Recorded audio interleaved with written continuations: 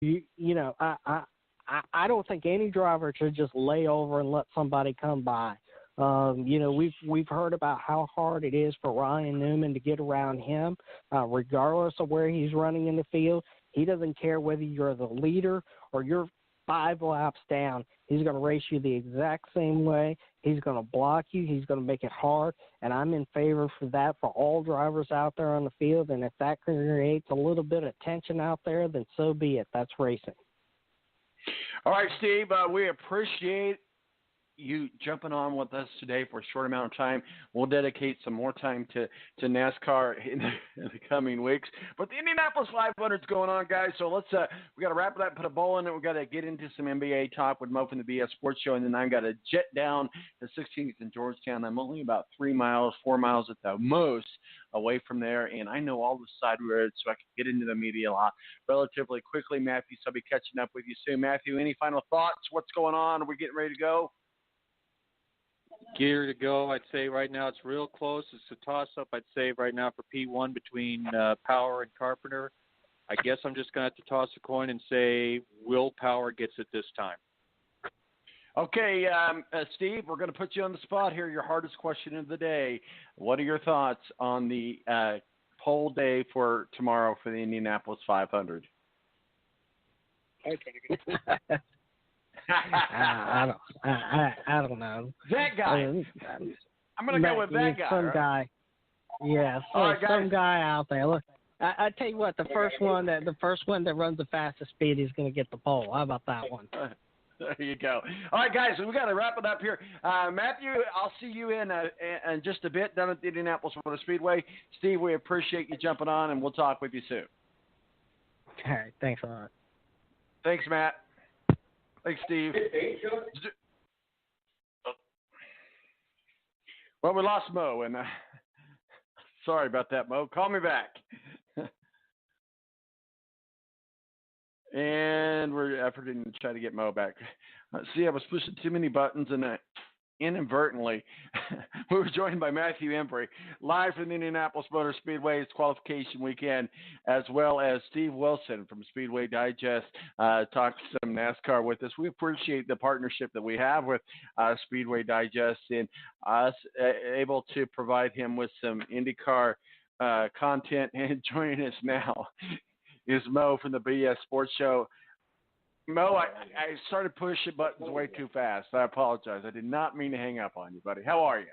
I know. You're lucky I called you back after that. I know. I'm absolutely lucky. Mo from the BS Sports Show, I appreciate you joining us, guys. We've kind of did this show today rapid fire without any breaks because we had a lot to get in. It's qualification weekend down at the Indianapolis Motor Speedway. I'll be headed down there right after this show. So, Mo, I want to talk with you about Tyreek Evans, his suspension from the NBA.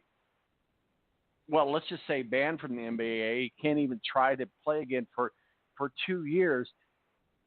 And it seems like it was a little excessive because this has only happened twice in the history of the NBA.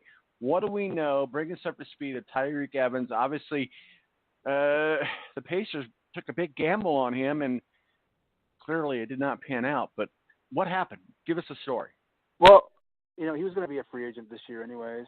But I know a lot of people assume either right or wrong, or I don't know if they're trying to be, if they're being stereotypical or not, that they assume that it's marijuana, and that's not true. So what he was charged with was drugs of consumption that are abusive, and under the NBA policy, that means either cocaine, methamphetamine, or heroin. So it's one of those that he tested for.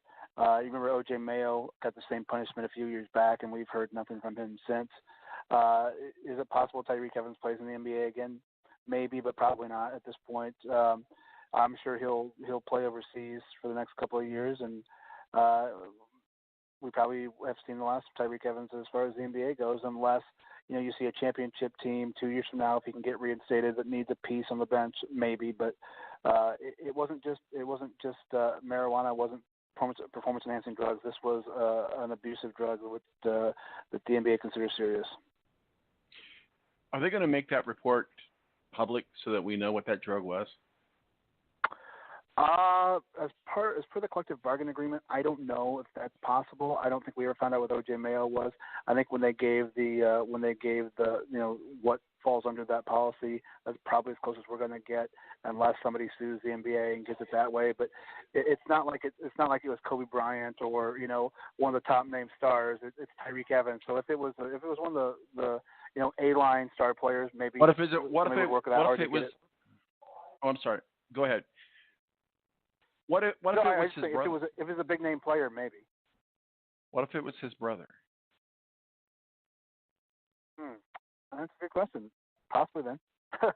I'm waiting for the excuse, like when somebody writes something on Twitter that they get flack for it, and somebody hacked my Twitter, or somebody gets caught cheating as a celebrity. Oh, I have a sex addiction. So I'm just waiting for the excuse that Tyreek Evans is going to give us.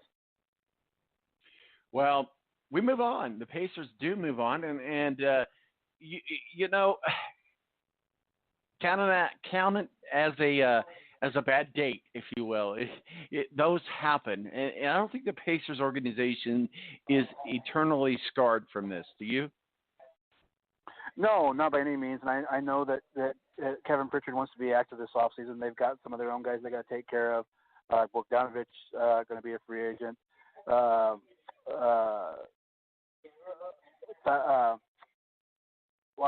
is his name slipping my mind?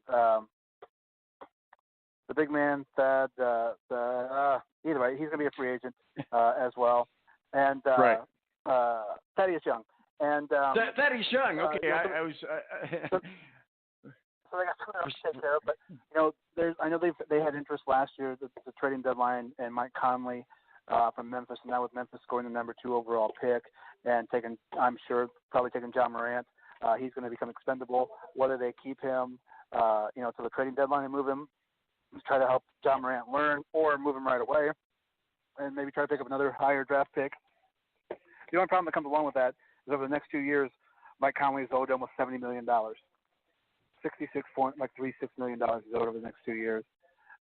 So we'll see if that happens with the Pacers. I know they have interest in Bradley Beal, but to get a guy like Bradley Beal, that's probably going to mean that they're going to have to trade a Miles Turner or Sabonis, which I don't know if the Pacers are key on. But if you look, usually those two guys can't be on the floor at the same time. Each has a different skill set. So I guess if the Pacers do decide to move on from one, they'll have to decide which they want to move on from. And at this point, I think that they have some interest. And Kemba Walker, I don't see him signing there. I know Brooklyn's interested, and the Knicks are interested. The Lakers have been interested. So it's hard to see Kemba Walker come into a smaller franchise. Victor Oladipo coming off the injury, but Kevin Pritchard's got to do what he's got to do this time. It's not been a free agent destination, but he's got to find a way to get another star alongside Victor Oladipo. And until that happens, the Pacers are going to be probably first round exits, each of these next few years. And let's remember, Victor Oladipo is not a young man anymore. He's up in his late 20s now, so he's getting into that prime. And it's time, if you're going to make a move, you've got to do it now. And drafting 18 every year is not going to do it for you. So you really got to figure out a way to get another superstar. And I don't think that they're going to be able to do that unless they maybe make a trade. It's going to be hard for them, I think, to just sign somebody. So maybe a trade for Bradley Beal, who the Lakers are also interested in. I've heard some rumors of the point guard down in New Orleans, who his name is slipping my mind as well at this point. But there's some players out there, but not any top line players. So the Pacers have to, I think, sign their guys that are free agents and do their best to try to trade for a guy. So let's dive deep into this, and let's take the media bait, if you will. Zion Williamson to the Pelicans. He doesn't want to play there. He goes back to, no, that's not going to happen. No. But we want to talk about it. We want something to talk about. And Zion Williamson did not want to go to the Pelicans. Is he going to pull an Eli Manning? No. He's going to go play for the Pelicans, for God's sake, and he's going to make a ton of money. And the Pelicans now are relevant. What are your thoughts? Well, I mean, they've got a pretty good core there, but I think the problem is that they're going to look to try to move Anthony Davis, and at that point, I think that that's going to put a little more pressure on Zion. Zion wanted to go to New York for no other reason than the fact that he's a smart kid, even though he's young. He realizes that in the NBA it's all about building your brand, and he knew it that in New York he could do that. He's smart, but let's be honest, the Pelicans are relevant. But even with Zion Williamson there, even if they kept Anthony Davis, do you feel like the Pelicans could win the NBA championship next year? I don't. You know what I mean? So yeah, is he going to sell jerseys and make fans show up to the arena? He sure is. But does it make the Pelicans a championship contender? Not even close. Zion Williamson's a fun player to watch. I like him. He's fun to watch. Yeah. Is that gone now? Are we going to be able to have fun watching Zion Williamson with the Pelicans?